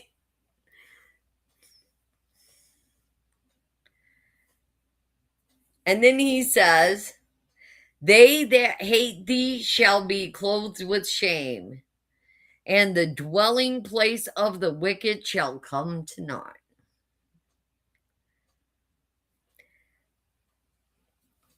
Now, again, Job is going to answer Bildad.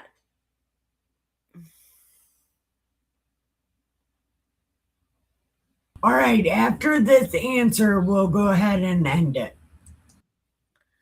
Okay.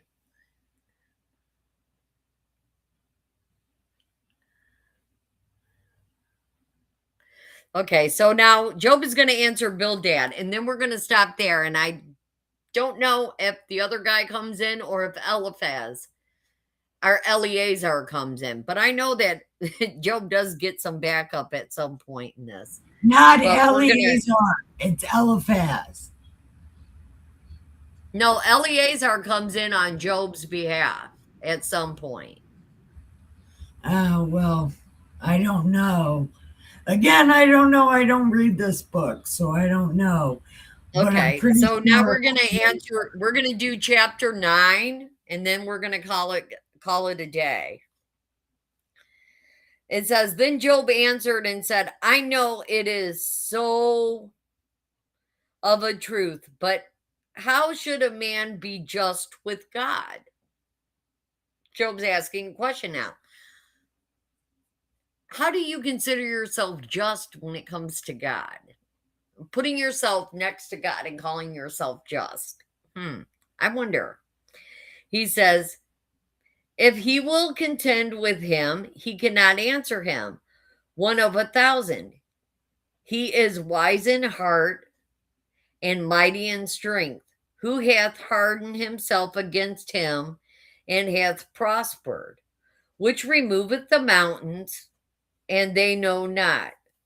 Which overturneth them in his anger, which shaketh the earth out of her place, and the pillars thereof tremble, which commandeth the sun, and it riseth, and sealeth up the stars, which alone spreadeth out the heavens, and treadeth upon the waters of the sea, which maketh Arcturus, Orion, and Pleiades. Oh, that. Sorry, I said that wrong. Arcturus, Orion, and Pleiades, and the chambers of the south, which does great No. things past Do you want finding to out. know Yea. Do you want to know how to say them right? It's Archelaus, Archaeolus, Orion, and Pilates. Those Okay. are Greek. Those are Greek gods. They are also constellations in the heavens. Yeah. Yeah. And the chambers of the south, which doth great things, past finding out, yea, and wonders without number. Lo, he goeth by me, and I see him not. He passeth on also, but I perceive him not. Behold, he taketh away. Who can hinder him? Who will say unto him, What dost thou? If God will not withdraw his anger, the proud helpers do stoop under him. How much less shall I answer him, and choose out my words to reason with him, whom though I were righteous, yet would I not answer, but I would make supplication to my judge. In other words, he goes, I can't stand up to God. I'm not even going to attempt to stand up to God. He's God. He goes, but I will make a supplication to him. I will ask him questions, because Job understood one thing: God doesn't fear our questions. God is not intimidated by them. They may sometimes get him a little on the, but again, God will handle it the way God chooses to handle it, depending on the circumstance. He's God, he's allowed. And Job's wise enough to understand that even if God answered him, he may not fully understand the answer. And he's okay with that. He is perfectly okay with not having the answers. That's the wisdom that Job has that these guys do not. If I had called and he had answered me, yet would I not believe that he had hearkened unto my voice. For he breaketh me with a tempest, and multiplieth my wounds without cause. He will not suffer me to take my breath, but filleth me with bitterness. If I speak of strength, lo, he is strong. And if of judgment, who shall set me a time to plead? If I justify myself, mine own mouth shall condemn me. If I say I am perfect, it shall also prove me perverse. Though I were perfect, yet would I not know my soul. I would despise my life. Job goes, I can call myself anything I want to, but the fact of the matter is, God knows my heart. God knows me.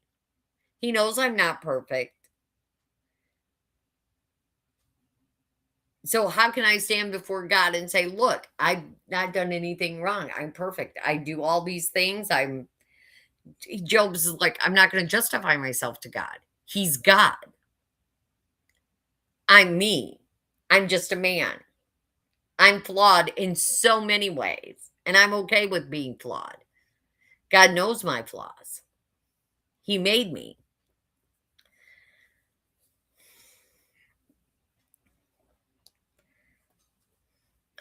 This is one thing, therefore I said it. He destroyeth the perfect and the wicked. Job, you're right. He does destroy both perfect and wicked. Like Jesus said, he makes it rain on the just and the unjust alike. The sun shines on the righteous and the wicked. The snow falls on the righteous and the wicked. Everything God does. Well, that the universe runs itself. God just created it to do that. Hold on a minute. I'll take this, okay? Hello? Mute yourself. Okay. So, what do we think so far?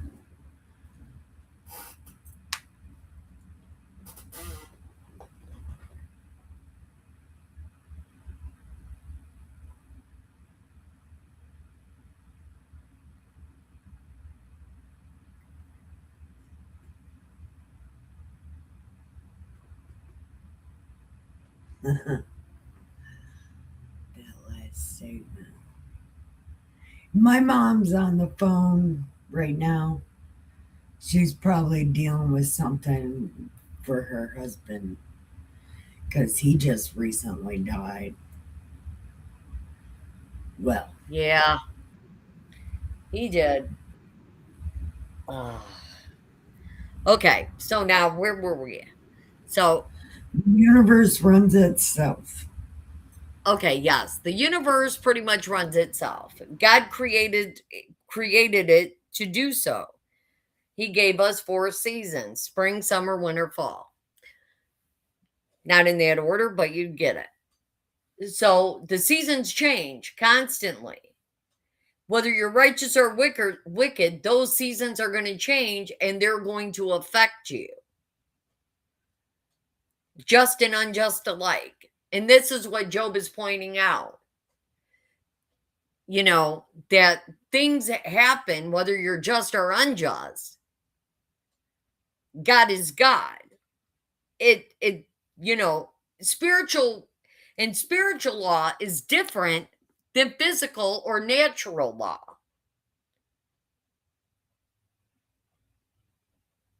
It doesn't work the same way.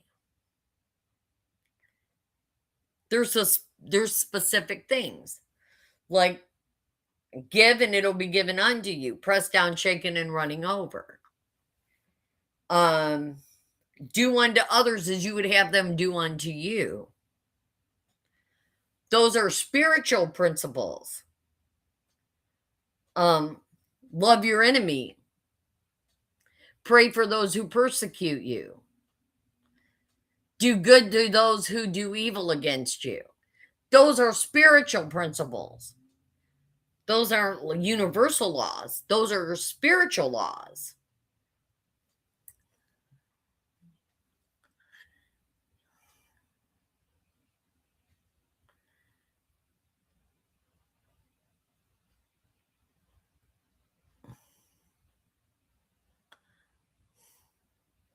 It's okay, Mom. My butt cheek hurts.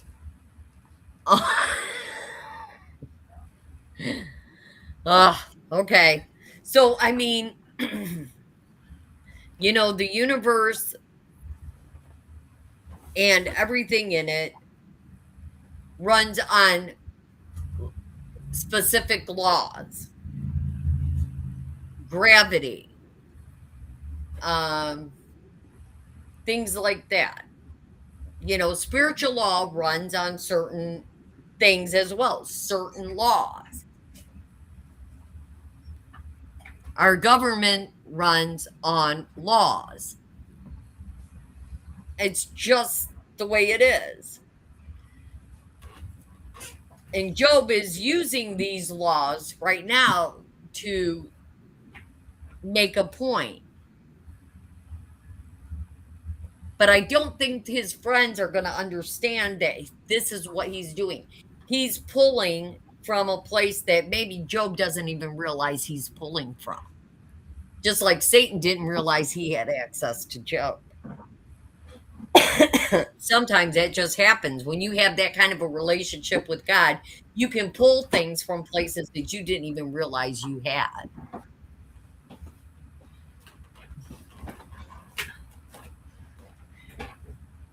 Sorry. My butt cheeks on fire.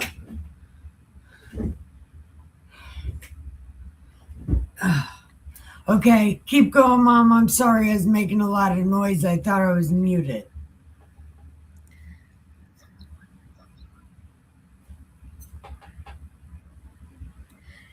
If the scourge slay suddenly, he will laugh at the trial of the innocent. The earth is given into the hand of the wicked. That it was. When Adam ate, Genesis, when God looked at Adam and said, of every tree in the garden you shall eat, but if you eat of the tree of the knowledge of good and evil, on that day you shall die. You shall He surely set die. them up. God set them up. No, God gave them the choice. No. Oh, here we go. Nope. God gave them a choice. God wanted them to choose him, but they chose. Because remember what Satan did. Satan came up and he's having a conversation with Adam. Did God say you can't eat of the garden? No, God said we can eat of every tree in the garden except the one that's in the midst of the garden. He said if we eat it or even touch it, we'll surely die. And what Satan say? You won't die. Satan was correct.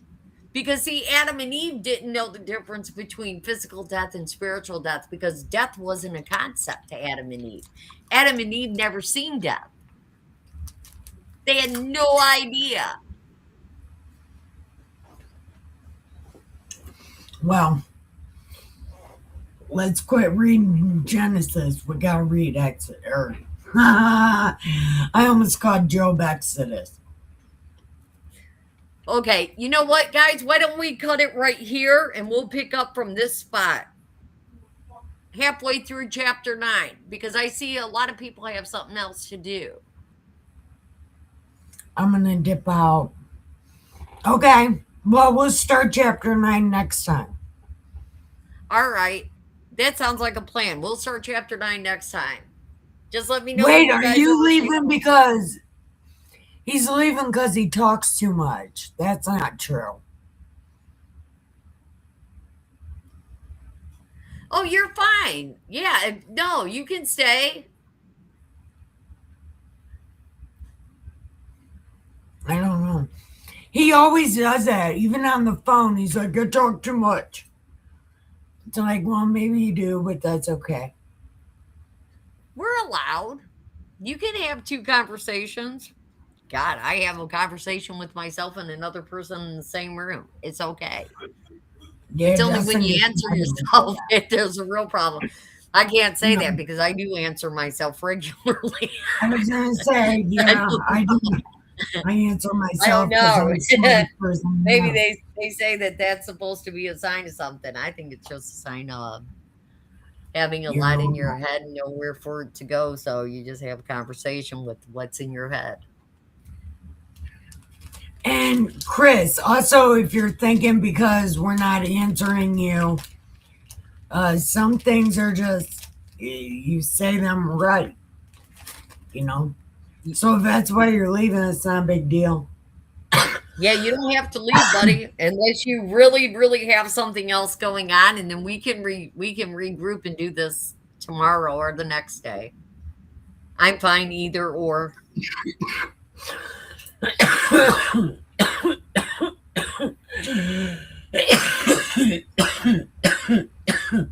Can you tell him we said bye?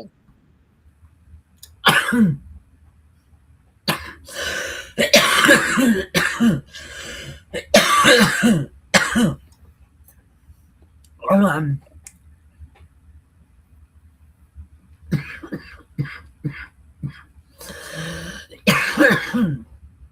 Are you okay?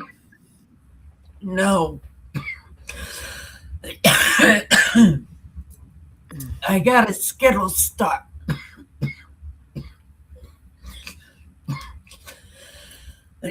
I'm about to die on camera. Did it go Oh, down? because of Skittle. Yeah. Oh, my eyes are watering. It's so sad right now. I'm lamenting for my poor throat. I was literally like a whole Skittle. Oh. Death by a Skittle. At least I'm not puking on the Prime Minister of Japan. Who did that?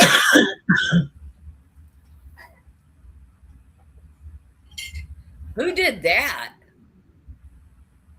George Bush. George Bush on the Prime Minister of Japan? Yeah, because he choked on a peanut.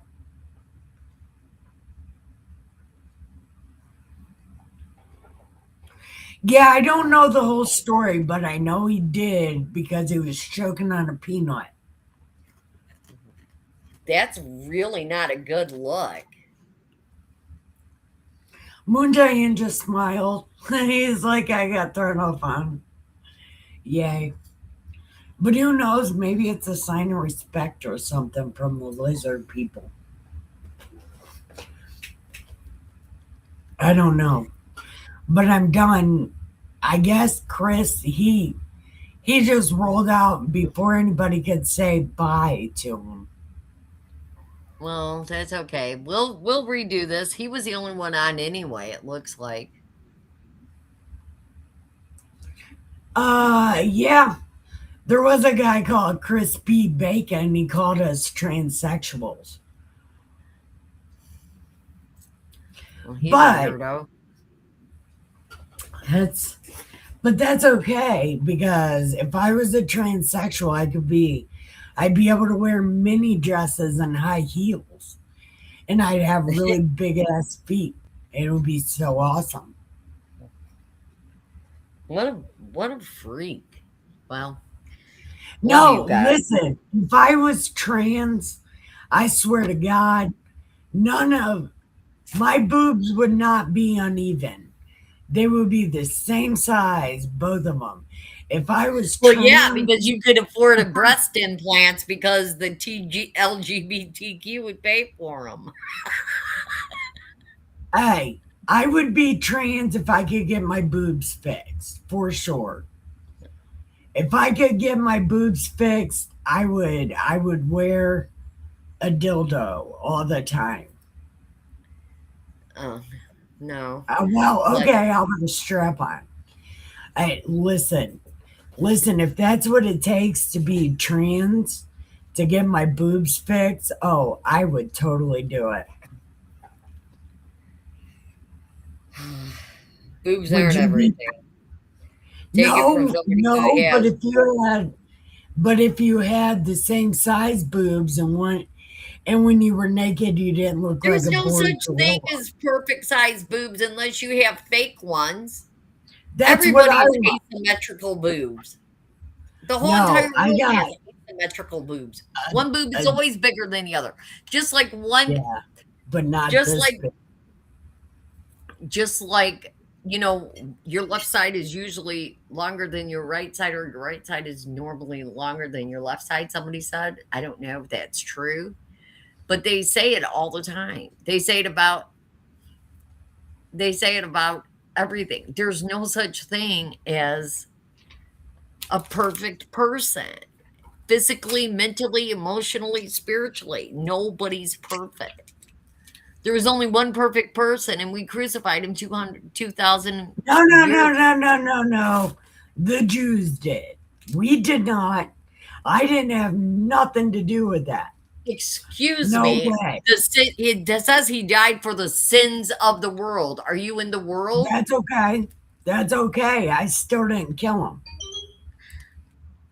Your sin killed him. My sin killed him. Everybody's sin killed him. I think sin gives him a reason to live.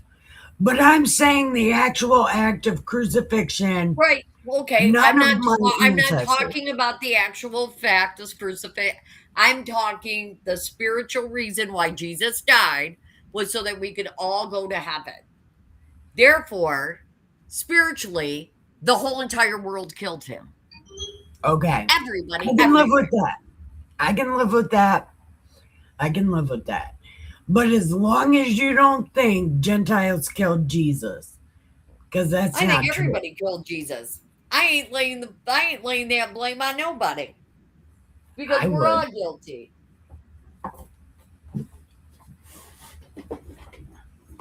But I know we should smoke a cigarette to that, because fuck yeah. But anyway, call me on my cell phone. No, we're talking. No. I'd rather argue with you on camera. We get more viewers that way. I'm not arguing. Besides that, I gotta go to the bathroom. Oh, yeah, don't take us in there on the bathroom with you. Go ahead and hang up, Mom. I love you. I love you too. I'm glad you feel better. I've always felt better. Well, I'm glad you feel better right now. Hey, man, that's what therapy's for. That's why I have a counselor I talk to every Monday. Mom, this is therapy. Live streaming Bible stuff.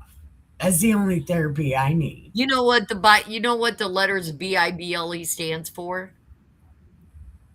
I know it says it's something before life. Basic instruction before leaving Earth. To live life. Basic. Basic instruction before leaving Earth. Basic BIBLE. Basic instruction before leaving Earth. Well, life ends, but yeah. Basic instructions before life ends. That's what I always heard. Nope, before leaving Earth, because when you die, you're going to go some. Wait, what? I'm getting off here. I got to go to the bathroom. All right, love you, Mom. Bye. Love you too. Bye. Well, okay, she hung it up. Yay. I hope everybody enjoyed that and learned something. But again, research it for yourself. We are not claiming to be experts. As a matter of fact, I'm not an expert at all. And if you watch my nighttime show, you know that. But we come on here to give my mom something. Something to do, to look forward to. Something like that. Okay. There's nobody's channel to go to, so fuck it. Alright, so I want to tell everybody goodbye. I love you. Have the greatest day ever. Bye.